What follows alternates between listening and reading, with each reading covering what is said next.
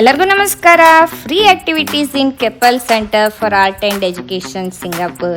Parents, you must plan to visit this place. I am sure kids love this one. First activity is paint brush.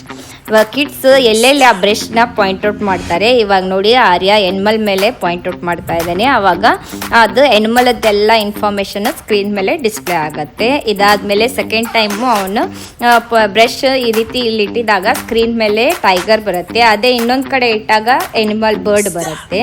ಆ screen ಮೇಲೆ ಅವ್ನು ಯಾವ number ಬರೀತಾನೆ same number display ಆಗುತ್ತೆ opposite screen ಮೇಲೆ.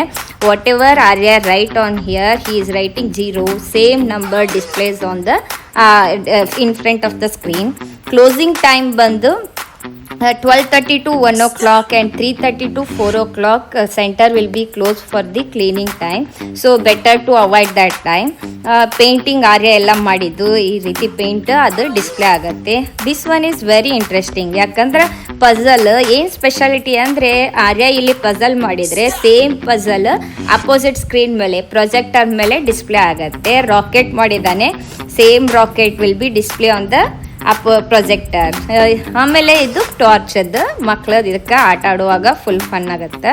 ಇದೆಲ್ಲ ಆದಮೇಲೆ ಮಕ್ಕಳಿಗೆ ಅಂತ ಹೇಳಿ ಒಂದು ಪೇಪರ್ ಕೊಟ್ಟಿರ್ತಾರೆ. ಆರ್ಟ್ ಸೆಂಟರ್ ಅಲ್ಲ, ಅಲ್ಲಿ ಅವ್ರಿಗೆ ಇಷ್ಟ ಆಗಿದ್ದನ್ನು ಅವರು ಡ್ರಾ ಮಾಡಬೇಕಾಗಿತ್ತು. ಬಂದಂಥ ಮಕ್ಕಳೆಲ್ಲ ಈ ರೀತಿ ಡ್ರಾ ಮಾಡಿದ್ರು.